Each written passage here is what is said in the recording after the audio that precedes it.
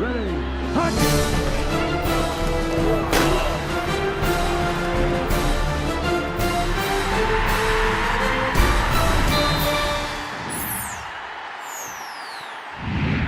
Thank you, Michael. Welcome, everyone. Recapping the exciting game here this past weekend with Oklahoma State.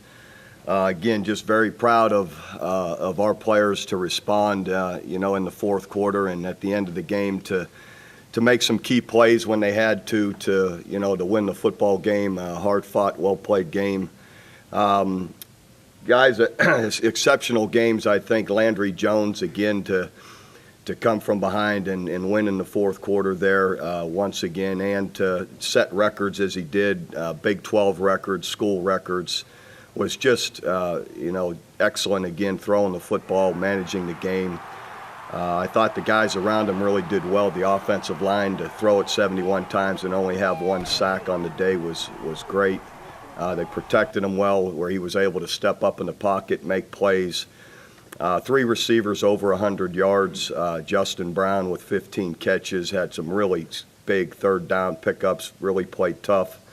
Jalen Saunders and Kenny Stills, again, with a lot of plays also over 100 yards. Sterling Shepard did well in there. All of them just really contributed in a really positive way. And then to cap it off, with some key runs to win the football game. Brennan Clay made a great run at the end of the game, and Trey Millard before him to pick up 6-7 yards. So in the end, exciting. Defensively, again, we did have our stops. I think we had 5 3-and-outs, forced 5 punts, got a turnover, but still had too many missed tackles, still in a coverage situation where we line up right over the top of a guy and don't cover him on the opening play of the second half. There's some we just got to play better in some areas, and then we got to keep looking for different ways as coaches to help them in what we're asking them to do, which we'll continue to try and do. But I thought kicking game again was a big factor. Obviously, the big return by Jalen Saunders, 81-yard punt return. He makes some people miss them early, and the guys blocked for him really well down the sideline. We had a couple of big kickoff returns again in that we got the ball out around midfield. Rashad Favors, of all people, on one of them catches a quick squib right off the bat and gets it upfield, and then Roy Finch, I think, again with another good return. So field position off of those was positive again, and then our cover units were really good. So the turnovers were an issue. That you lose the turnover battle makes it tougher, but fortunately we were able to overcome it. Gets us to this week with TCU going down there to play. Again, another, as is the case in this league every single week, another very good football team.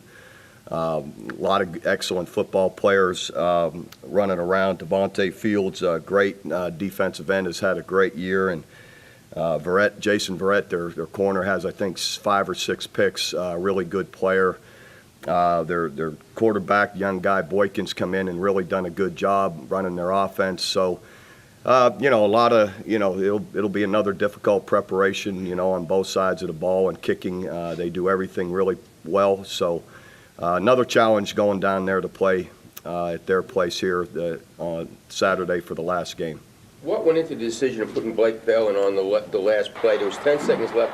I'd already told the official that once he got the first down, I wanted to, call timeout immediately. So running the ball, I knew he wouldn't take 10 seconds, and then we would have another play. We would, depending on how close he was, we'd either run him again or have to throw it. Was that yours or Josh's decision to go to that, to put him in? To put him in, Josh. They automatically stop it when you tell them, okay, after this play I want you to stop it, or are you talking about the first down, be sure and stop it? I didn't want him looking for me. I said as soon as the ball is down, there's a timeout. So he would have called timeout as soon as he was down.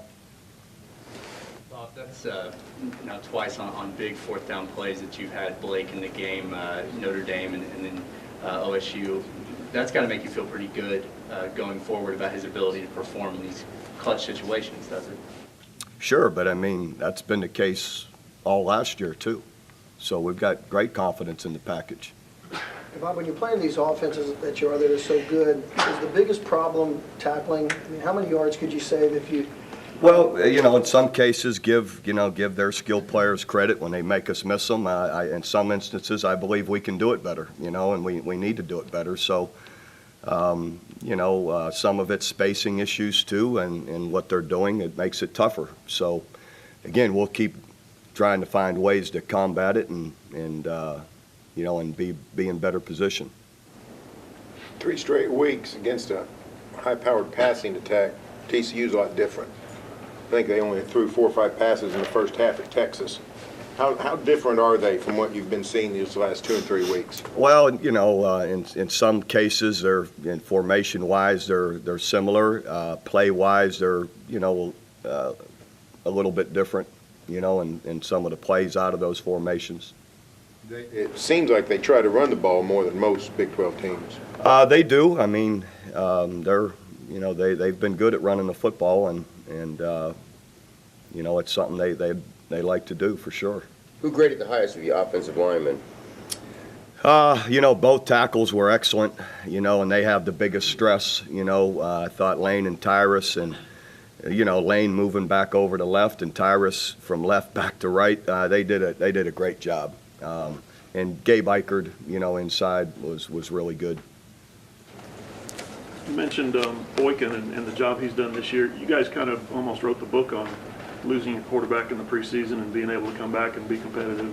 He's kind of their Paul Thompson this year. Can you kind of describe how that process works, without going into too much detail, about drawing players closer to you and rallying guys around you, that kind of thing? Well, I think as much as anything, everybody just tries to also to play to your quarterback's strengths. What does he do well? What does he like? So I'm sure play calling, that's a factor, and design of the offense has a lot to do with what you're asking him to do and making sure he's comfortable with it, and they've done it really well.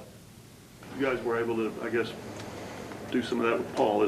Sure. Is that what you're describing? Sure. We're and every year it's that way of how do you play to your quarterback's strengths? Do you feel like they were, in overtime, you ran it 2 straight times, they were a little bit gassed because you had driven on them, or was it just the first play was successful with Miller and you said, hey, let's do it again? It's probably a little of both. We did feel there was some opportunity to run it. That's why, Josh started with it, and Trey made a heck of a run to get, 5 or 6 yards, whatever it was, and we went back to it, and Brennan, makes a heck of a run. The guys do a good job blocking up there too, getting bodies on bodies and letting him sift his way through the safeties. So, I'm sure it was a factor in that we had just finished a 6.5-minute drive, right before overtime. In the offseason, people outside the program thought, what are you guys going to do at receiver? Is this turned into the best receiving core you've had here? It's kind of hard to compare. It is one of the best.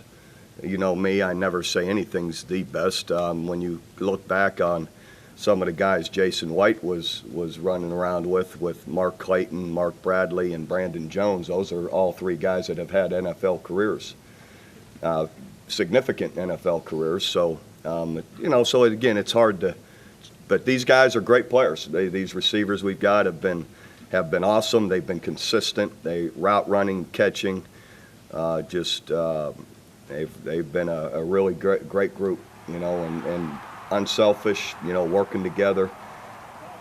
Even the young guys coming in have done a really good job. So it's been a great group.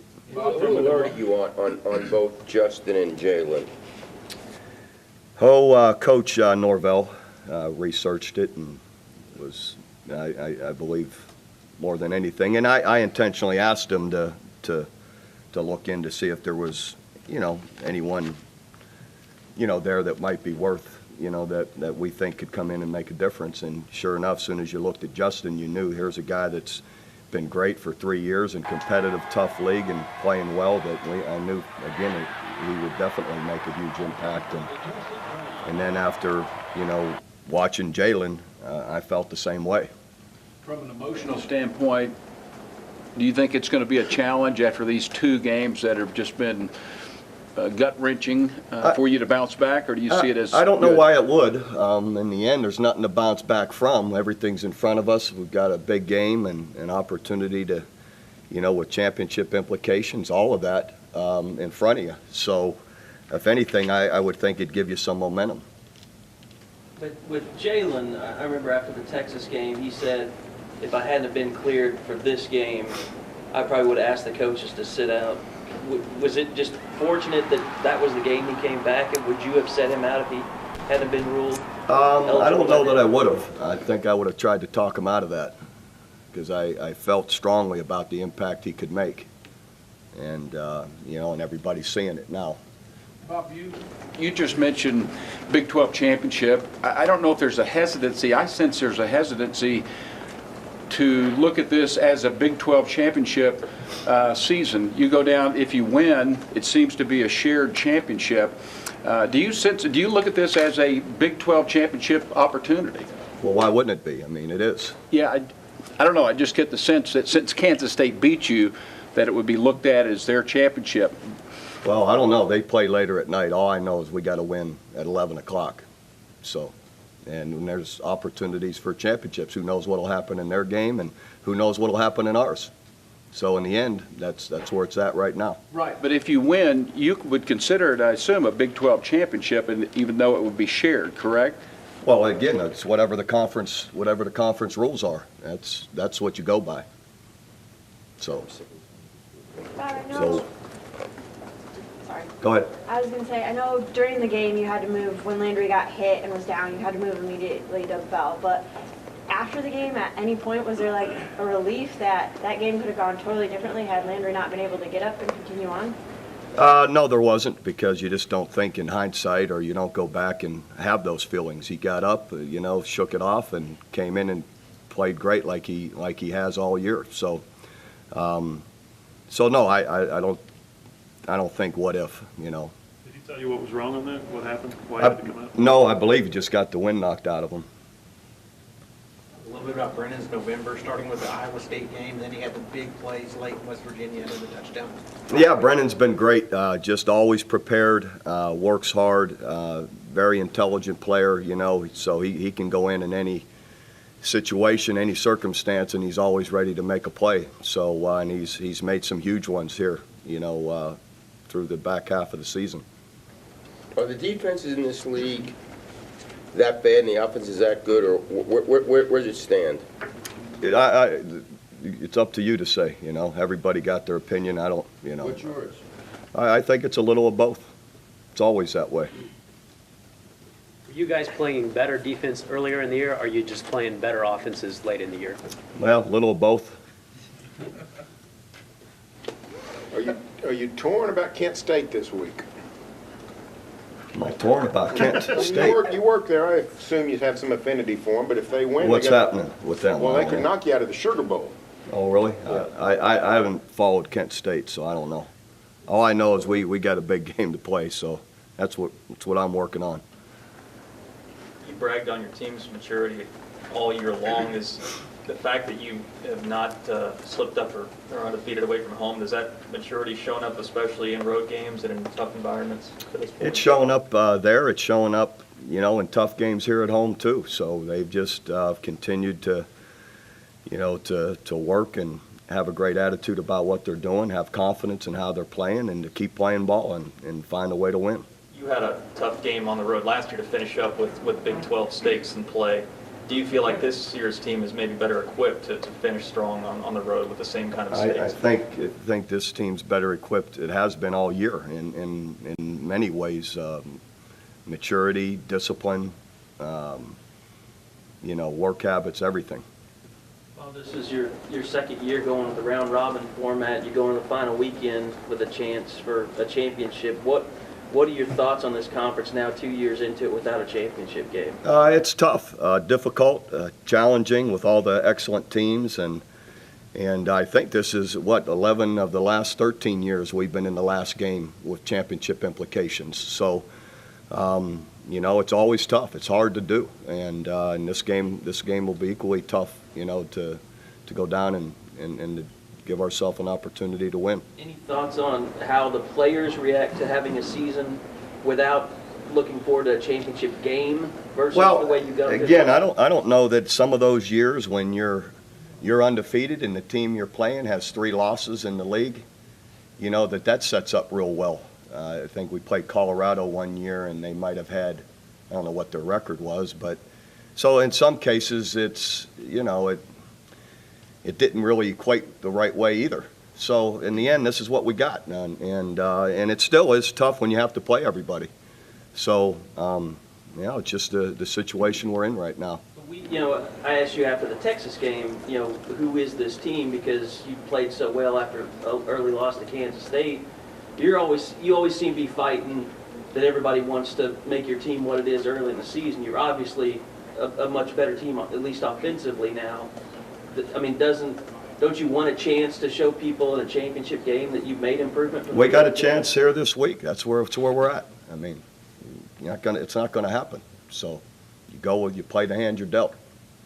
Bob, can you talk about Gary Patterson and the job he's done down there? Yeah, Gary's done a great job for a long, long time. I mean, they've been a good football team. Heck, was it just 2-3 years ago they won the Rose Bowl, beating Wisconsin down there or over there. So, you know, Gary's an excellent coach. His guys you could see play with great technique, discipline, you know, all of that. So he's been building that program for quite a while and done it in a great way. Bob, has it been tough to keep guys fresh playing now 9 consecutive weeks without a bye, plus injuries, plus these last 2 games being so draining physically? Well, I don't know. It's just how it is. It is challenging. We are still a little bit banged up and fighting through it. So, you know, you just got to do the best you can to manage it here this week and get them to the game and give ourselves an opportunity. What is the injury situation? I believe it'll be the same as going into last week. David King situation? Unsure about David. His ankle was just dinged up a week ago, and it just got, you know, re-dinged up here this past week. So we'll see, you know. Frank Shannon? We'll see how the week goes, but I think he'll, you know, he has a decent chance to, as long as nothing comes up this week. Bob, obviously the conference decides who the champions are, but last year you expressed some discomfort with the idea of co-champions, that you would prefer there to be one champion. Just as an idea, are you still not comfortable with the idea of co-champions? Well, I brought that up in our Big 12 meetings, but again, they haven't changed anything, so you play the hand you have. But just as a concept of co-championships. Again, you know, the rules are what they are. You know, that's just, I don't make them. So. When you got the schedule, were you curious as to why you and Kansas State were matched up so early in the season? Yeah, I don't know. I'm trying to think back on how that all happened, but I don't. It seems like they were one of the better teams in the conference last year. If you don't have a championship game, you want to save your better matchups for later in the year. Yeah, well, it just didn't work that way. So. Are you surprised at all or satisfied with the continuing depth in this conference? That, you know, Big 12 adds 2 new teams, and you got 9 bowl out of 10 teams. You got 9 of them bowl eligible, and the 9th place team beats the 1st place team up and down the. Well, again, I'm not all that surprised because having to play everybody. I realize the talent that's spread across the board with everybody, the excellent coaching throughout the league. So, you know, it's difficult every week, which has been obvious, you know, for everybody. Do you think the mindset of Oklahoma fans has changed? It seems like kind of 5-10 years ago, they wouldn't have been happy with an overtime Bedlam win. I'm not real sure. I don't, you know, maybe it has, maybe it hasn't. I'm not, you know, fans are what they are. Some of them, you know, everybody has their differing opinions, so, but. Bob, do you like TCU's obviously a quality addition to the league football-wise. Do you like the geography too? Absolutely. The road game in Fort Worth, 11 a.m., you're going to be back, mow your mow your yard before your Sunday. Yeah, no, I do think it's positive that way for fans, for players' families. I always think of players and their families first, and believe it or and fans. So regionally, like when it's good for everybody. I think it is positive. In a lot of ways. Well, it's interesting how your punt return game has turned out. The two guys coming in, they weren't even there at the start of training camp. And now you have the best return game in the Big 12, one of the best in the country. Sometimes you got to be a little lucky sometimes, don't you, how things work out. Yeah, and purposeful in the guys you get. So, we did our work, or Coach Norvell did, and we got a couple of key guys that really have made a difference. It's been a major strength for you, special teams this year. Sure it has. I always knock wood, we've played really well in all areas. So hopefully we can, this week. Who returns punts Saturday? You got two guys that's gone to the house this year. Yeah, we'll work them both. I think too, they both play so hard and so much. Justin needs, a break here and there, and Jalen is a guy that, punt returning is very comfortable with it. So we'll use them both. Bob, the history of the Heisman Trophy going all the way back suggests that it's going to be difficult for a defensive guy or a freshman to win it, and yet we sit here this year with a defensive guy and a freshman as two of the leading guys. What are your thoughts on both of those theories, a defensive guy and a freshman? Yeah, and there's not to say that there are any other deserving guys. Colin Klein, in my eyes, comes to mind, of course, but you're asking me about a freshman and a defensive guy. I don't think there's any question that each should have the opportunity. We had that situation with Adrian being a freshman and came so close to it that, player's a player. It shouldn't matter what age he is. And the other is a defensive guy, being a long-time defensive guy, coming up in coaching, I've never understood it. And I think, Teo for Notre Dame is absolutely deserving when you look at. Usually they talk about the quarterback or running back on the best team in the country, or whoever has the best record. Usually, has a better chance of winning it than anyone. Well, they're noted for their defense, and he's the quarterback of the defense. He's got 6 or 7 interceptions. He's been the guy all year. He's been their guy. So I don't think there's any question that he's a guy that should have a great opportunity to win it. Do you have to? As a coach, do you have to sometimes game plan your offense around a specific defensive player? Do guys have that kind of impact from time to time? Absolutely. He definitely fits in that capacity. Always aware of where he's at and what kind of plays you're running against him. And the only other guy I've been around, Sue, I thought was that way as well. In that you better be very careful of what plays you're running around him. Is he the best? Is Tao the best defensive player you've gone against this year? Oh, I would say yes. It's just hard to compare, different positions to other guys. So I don't want to discredit anybody we've played against this year, but their defense and what they've done all year, the position they're in, and him being the leader and making so many impact plays, by all means, he ought to be a guy that could win it. In terms of guys you got to game plan around, is he the most dominant since Sue, since you guys played Sue in 09? Probably, yes, in that he's in the middle too, so it's hard to go one way or the other. If he was left or right, you get a chance to try and avoid him a little bit, but when he's right there in the middle, it makes it harder. What have you told Mark about the Kentucky job? I haven't, so just working my job. What do you think of the Kentucky job? I'm sure it's a good job. All jobs are good jobs, for the most part. Yes, as long as they got a little bit of money to help the football team.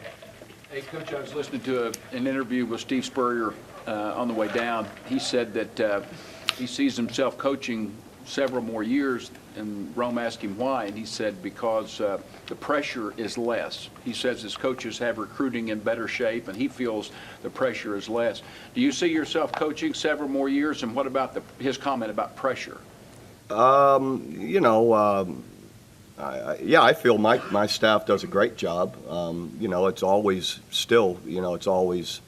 a lot of work recruiting. I'm not at the point in my career where Coach Spurrier is. I mean, I don't want to give away his age, but he's, you know, he looks younger than he is, I should say, and he's done it really well.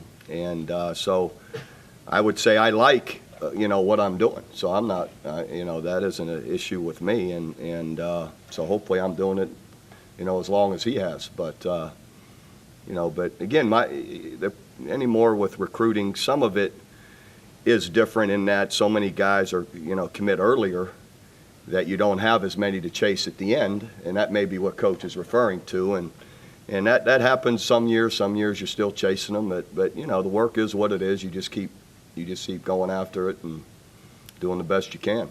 But how tough a day is it today when you see a lot of your colleagues with the coaching changes across the country, their assistants, their staffs? Is it a hard day in your profession?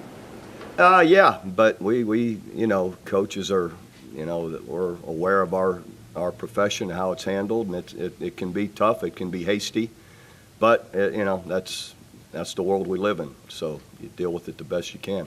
Well, do you think Landry's really significantly improved his NFL draft stock over the last couple of weeks, just with the games that he's had and the comebacks? Well, his draft stock has been high. Talking to people even a year ago, his projections were first round, and who knows compared to of who got picked where he would have been. But of course, the way he's played through this year has only, you know, helped him and improved him. So he'll be a great quarterback for somebody. Bob, we didn't get your thoughts on David King being named the Donkey Award winner. Yeah, David's an awesome young man. Just he's what you want in that.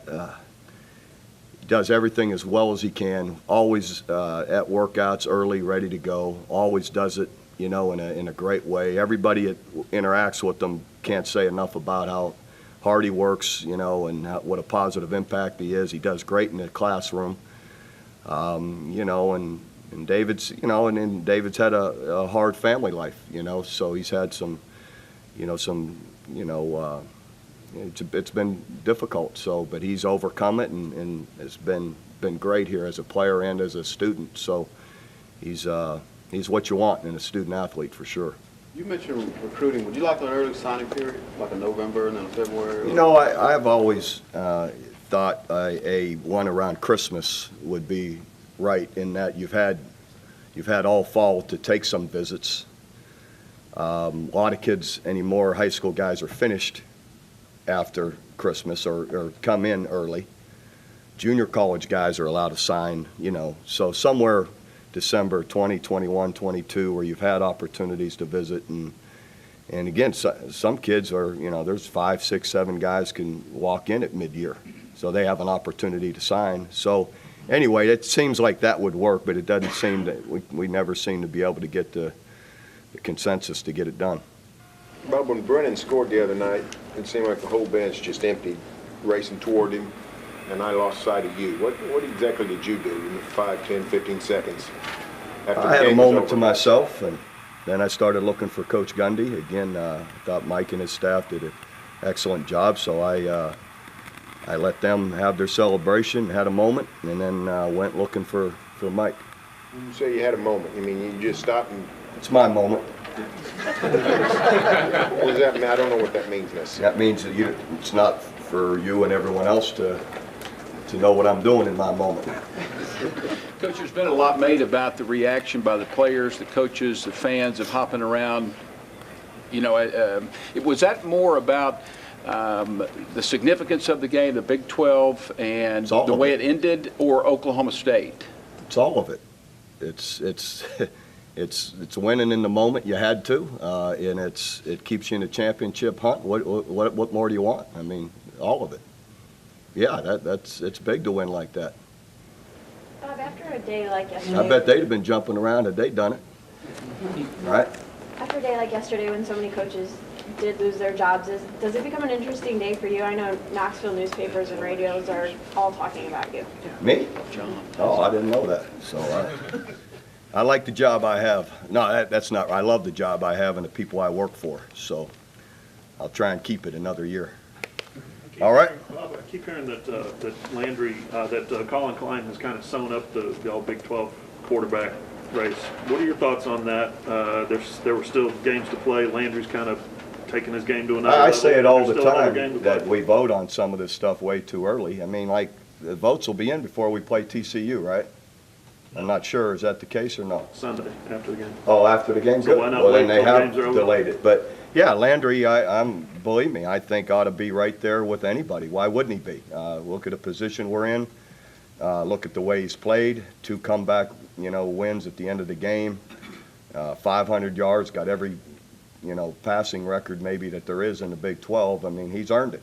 So he should be a guy